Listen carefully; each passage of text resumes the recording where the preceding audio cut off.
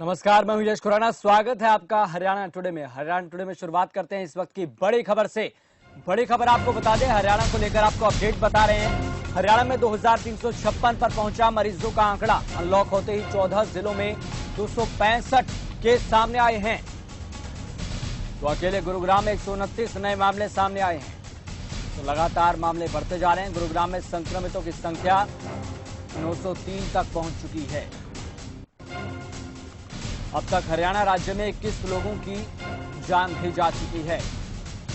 1055 मरीजों ने कोरोना से जंग भी जीत ली है।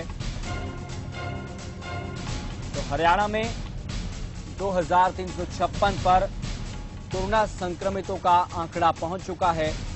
अनलॉक होते ही 14 जिलों में 265 केस सामने आए हैं।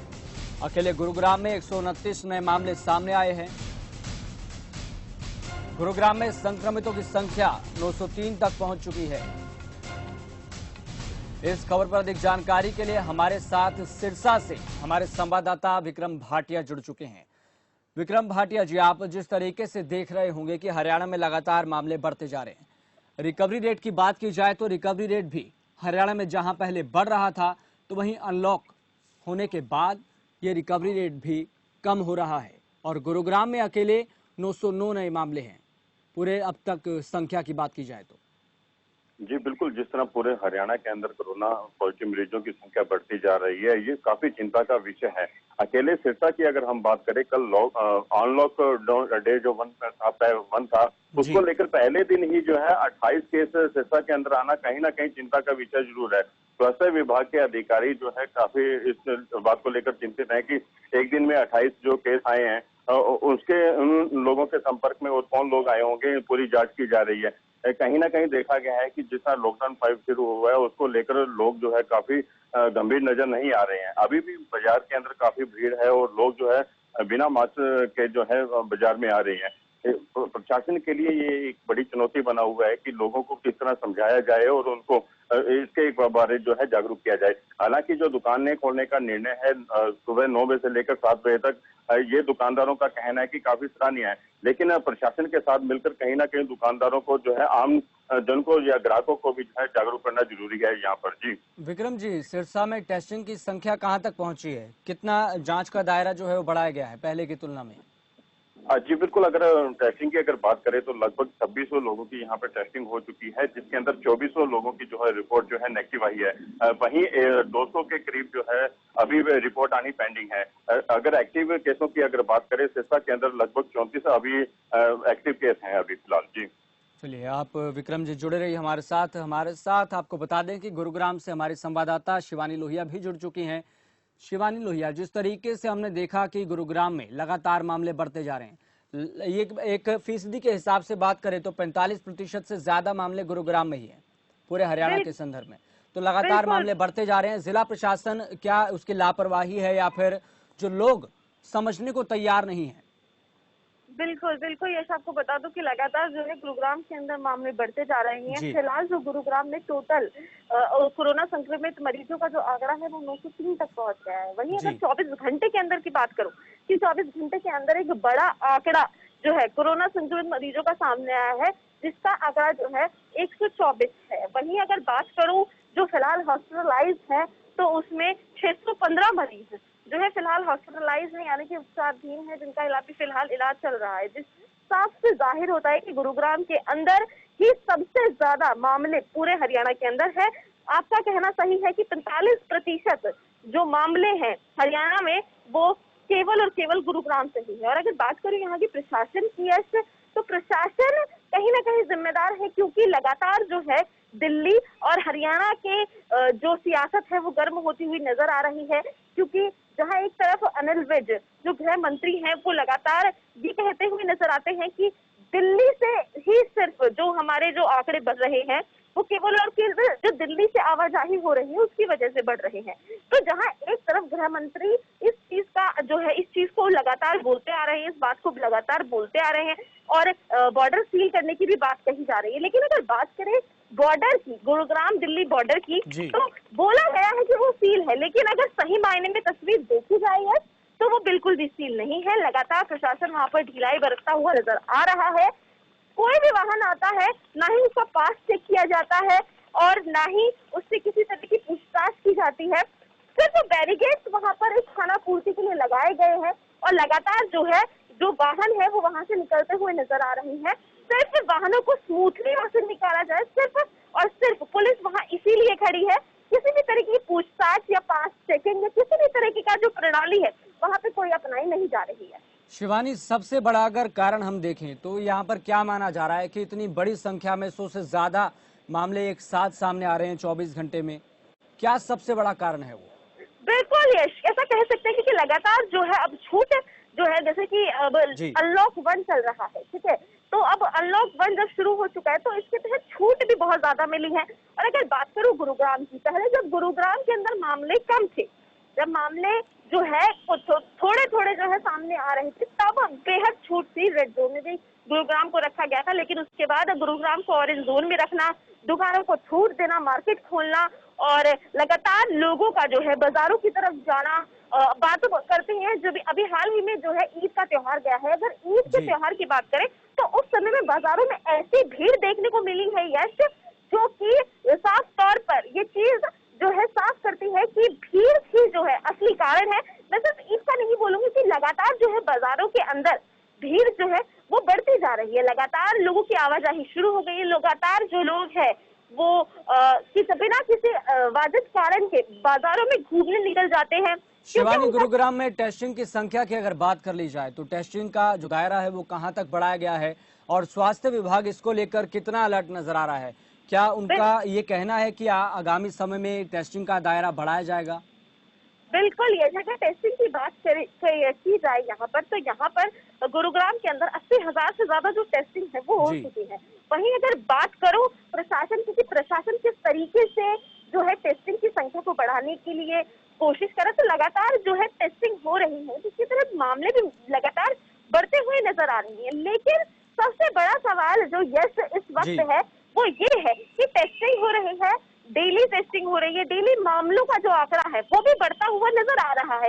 इसी तरीके से मामले लगातार बढ़ते जा रहे हैं, लेकिन जो बाजारों में स्थिति है, जो रोड पर स्थिति है, लगातार अब जो नॉर्मल डेज में बिना लॉकडाउन के भी जिस तरीके से गाड़ियां रोड पर चलती नजर आती थी, लोग रोड पर चलते हुए नजर आते थे, उसी तरीके से फिलहाल ऐसी ही स्थिति देखने को मिल रही है, जिससे कि साफ होता है कि अब लोगों के अंदर शायद कोरोना का जो खौफ है वो खत्म होता हुआ नजर आ रहा है। अब उनका जो कहना है वो साफ तौर पर ये है कि अब तो जीना है तो कोरोना के साथ, और अगर मरना है तो कोरोना के साथ। इसीलिए वो लगातार अब अपने काम धंधे पर निकलने के लिए बाहर अपने किसी भी जरूरी काम से या फिर किसी भी काम से, छोटा काम हो या फिर बड़ा, वो रोड पर चलते हुए नजर आ रहे हैं। ठीक, विक्रम भाटिया जी, आप लगातार नजर बनाए हुए हैं कि सिरसा में हालात क्या हैं।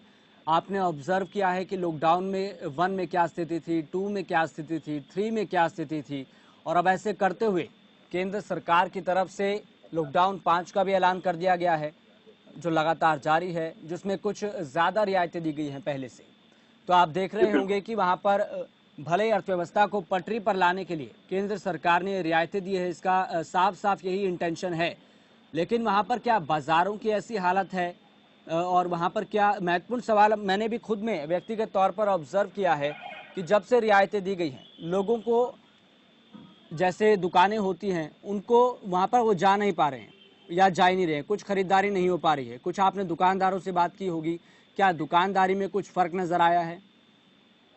जी, अगर सिरसा की अगर बात करें तो लॉकडाउन जो पहला जो लगा था उसके अंदर जितना प्रशासन ने सख्ताई दिखाई थी और लोग अपने घरों में रहे थे। और अगर हम बात करें पार्ट 2 की या पार्ट 3 की, उस दौरान भी प्रशासन का काफी लोगों को समझाने में कामयाब रहा था और लोग अपने घरों में रहे थे। लेकिन जैसे जैसे प्रशासन के द्वारा लोगों को जो छूट मिली, उसका लोग नाजायज फायदा भी उठाने लगे।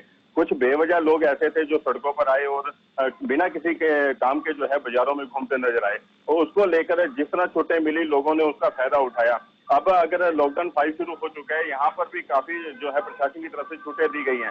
लेकिन एक सुरक्षा की अगर बात करें, जहाँ पुलिस कर्मचारी नाके लगाए गए थे, जगह जगह पर लोगों को चेक किया जा रहा था, बाजार जो बेवजह घूमने जाते थे उनका चालान काटा जा रहा था। लेकिन अब ऐसा नहीं है, यहाँ पर पुलिस कर्मचारी नाकों पर दिखाई नहीं देते हैं, ना ही बाजारों के अंदर दिखाई देते हैं।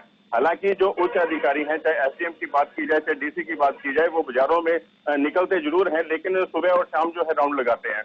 उसके बाद अगर हम बॉर्डर इलाकों की अगर बात करें, राजस्थान और पंजाब के साथ सटा हुआ सिरसा है हमारा, और यहाँ पर राजस्थान और पंजाब की जो सीमाएं हैं उसको पूरी तरह से पहले सील कर दिया गया था, लेकिन अब भी वहां पर ढिलाई नजर आती है। कोई भी अगर वाहन अगर आते हैं तो वहां पर चेक नहीं किया जाता है, बाकायदा पुलिस कर्मचारी वहां बैठे रहते हैं। कहीं ना कहीं ये जो लापरवाही है, ये आगे आने वाले समय के अंदर कहीं ज्यादा घातक सिद्ध ना हो जाए, इसको लेकर प्रशासन को जो है गंभीर होना पड़ेगा। वहीं अगर हम बात करें, जिस तरह हरियाणा रोडवेज की बसों को खोला गया था, प्रवासी मजदूरों को जो है छोड़ा या लाया या ले जाया गया था, उस दौरान जो है काफी संख्या के अंदर ऐसा देखा गया था कि यहाँ पर टेस्टिंग जरूर की जा रही थी, लेकिन जो वापसी बस आ रही थी वहां के अंदर किसी भी यात्री को चेक नहीं किया जा रहा था। हालांकि चाहिए यह था कि अगर रोडवे विभाग, चाहे पंचकुला से अगर सवारी आई है तो वहां से टेस्टिंग होकर आई भी हो, सिरसा के अंदर पहुंचने के बाद यहाँ टेस्ट की जाता और बाकायदा उनका रजिस्टर लगाकर उनका एक पूरा बायोडाटा तैयार किया जाता, तो कल को अगर कोई दिक्कत आती है तो उनको पहचानने में आसानी होती। ऐसा कुछ भी नहीं हुआ, लेट जागा रोडवे विभाग, उसका खामियाजा अब जो है सिरसा वासियों को भुगतना पड़ रहा है।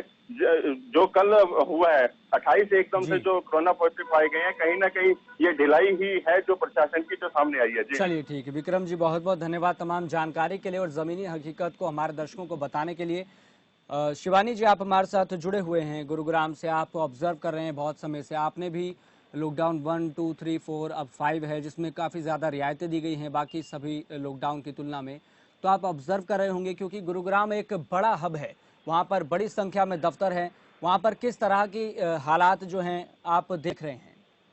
लगातार जो अगर गुरुग्राम की बात करें तो आपका बिल्कुल कहना ठीक है। जिस तरीके से जब लॉकडाउन फर्स्ट हुआ था, लॉकडाउन पहले में सबसे ज्यादा जो फर्क था वो दिखाई दिया था। लगातार जो लोग हैं वो इस चीज समझने के लिए तैयार थे कि उन्हें जो है घर में रहना है, लेकिन वो अब जो है अगर पहले को और अब 5 जो लॉकडाउन स्टार्ट हुआ है उसके बारे में अगर बात करें तो बहुत डिफरेंस है। पहले लोग बहुत समझने के लिए तैयार थे, लेकिन अब लॉकडाउन 5 की अगर बात करें तो लोग समझने के लिए बिल्कुल तैयार नहीं है। भारी मात्रा में जो लोग हैं वो बाजारों में, सड़कों पर और आम जगहों पर जो है दिखाई दे रही है। जिस तरीके से पहले भी जुलाई के अंत तक जो है ये चीज तय की गई है, जितने भी गुरुग्राम के अंदर कॉर्पोरेट ऑफिस हैं, एमएनसीज हैं, बीपीओज हैं, वो सारे बंद कर दिए गए हैं, लेकिन फिर भी जो है लोग बाहर दिखाई दे रहे हैं, लोग और कार्य से। अगर बाजार की बात करूं, अगर दुकानदारों की बात करूं तो दुकानदार ये कहते हुए तो नजर आते हैं कि उनकी बिक्री नहीं हो रही, वो पूरा दिन खाली बैठे रहते हैं। रियायतें सरकार द्वारा दे दी गई है, लेकिन जो ग्राहक है वो ग्राहकी बिल्कुल खत्म हो चुकी है। लेकिन सवाल ये उठता है यश कि अगर बिक्री नहीं है तो बाजार में इतनी भीड़ जो है वो क्या करने आ रही है। बाजार की स्थिति बेहद ही मतलब एक सीरियस हो गई, चिंताजनक हो चुकी है कि लोग इतनी भीड़ जो है वो बाजारों में क्यों है। और अगर बात करें रियायतें मिलने की, रियायतों के बाद लगातार जो है मामले बढ़ रहे हैं।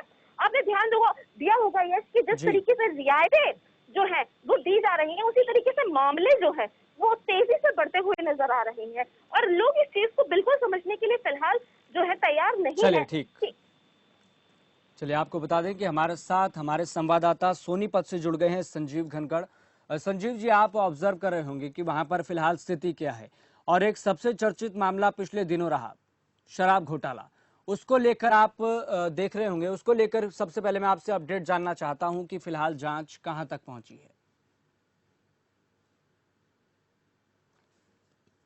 चलिए, संजीव से हमारा संपर्क नहीं हो पा रहा है, दोबारा से संपर्क साधने का प्रयास करेंगे। आपको बता दें कि हमारे साथ हमारे संवाददाता मुकेश राजपूत जुड़ चुके हैं। मुकेश, जिस तरीके से कोरोना के मामले लगातार बढ़ते जा रहे हैं, आप जिस इलाके में मौजूद हैं वहां पर फिलहाल जमीनी हकीकत क्या है? देखिए यस, बिल्कुल ये कहना बिल्कुल गलत नहीं होगा कि आंकड़ों में लगातार बढ़ोतरी हो रही है, क्योंकि अगर जो पिछले 24 घंटे की बात करें यस, तो करीब 38 नए कोरोना पॉजिटिव के मामले सामने आए हैं, जिससे कि स्वास्थ्य विभाग की नींद पूरी तरीके से उड़ गई, क्योंकि लगातार जिस तरीके से मामले बढ़ते नजर आ रहे हैं, पिछले अगर जो और 24 घंटे की बात करें तो करीब 22 से मतलब 20 से ऊपर ही मामले लगातार हर दिन बढ़ते हुए नजर आ रहे हैं। तो कहीं ना कहीं जो आंकड़े पहले 1 और 2 की गिनती में बढ़ते थे, अब 20 और 30 और 40 की गिनती में लगातार यहाँ पर बढ़ते हुए नजर आ रहे हैं। तो कहीं ना कहीं देखिए चिंता का विषय है, क्योंकि पूरी तरीके से जो छूट दी गई है उसका लोग कहीं ना कहीं फायदा उठा रहे हैं। अगर जमीनी हकीकत की बात करें तो लगातार जिस तरीके छूट मिली हुई है लोगों को, उस छूट का कहीं ना कहीं लोग जो है दुरुपयोग कर रहे हैं और एक दूसरे के संपर्क में आके इस संक्रमण को लगातार जो है फैला रहे हैं। तो कहीं ना कहीं इसी के चलते कहीं ना कहीं लगातार ये मामलों में बढ़ोतरी नजर आ रही है। जी चलिए ठीक है, आपको बता दें कि हमारे साथ हमारे संवाददाता सोनीपत से जुड़ चुके हैं संजीव घनगड़। संजीव जी, सबसे पहले आपसे जानना चाहेंगे कि पिछले दिनों एक मामला बहुत सुर्खियों में रहा, जिसको लेकर गृह मंत्री खुद इस बात को लेकर बयान देते नजर आए हैं।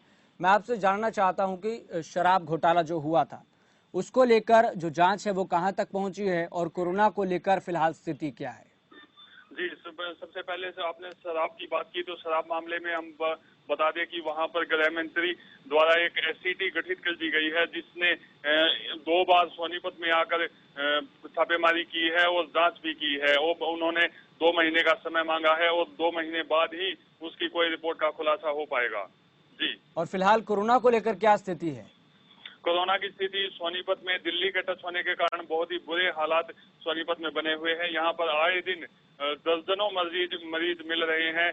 कल की बात करें तो यहाँ पर 21 मरीज मिले थे और 21 मरीज मिलने के बाद पूरे प्रशासन में हड़कंप मचा हुआ है।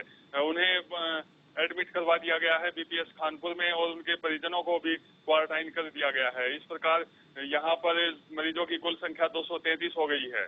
जी, चलिए, जानकारी बताने के लिए बहुत बहुत धन्यवाद संजीव। मुकेश, आपसे जानना चाहते हैं, एक संक्षिप्त में बताइएगा कि वहां पर अभी तक टेस्टिंग का जो दायरा है वो कहां तक पहुंचा है?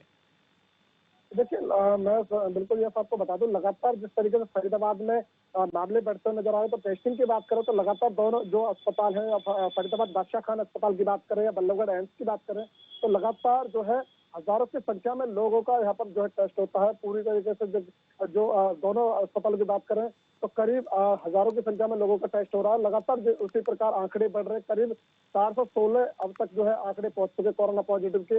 और कहीं वही बात करें अगर जो ठीक होने वाले मरीजों की, तो करीब 160 लोग ठीक भी हो चुके हैं। वहीं 168 लोग अभी भी जो अस्पताल में भर्ती हैं और करीब 50 से ऊपर लोगों को जो है घर पे ही क्वारंटाइन किया। तो पूरी तरीके से आंकड़ा 416 पर पहुंच चुका है। जो अब तक 2 दिन पहले की बात करें तो करीब 378 पर था, तो वही अगर आज की बात करें तो 416 पर यह आंकड़ा पहुंच गया। पूरी तरीके से 38 लोग जो है नए कोरोना पॉजिटिव यहाँ पर मिले हैं। चलिए ठीक, बहुत महत्वपूर्ण जानकारी बताई मुकेश।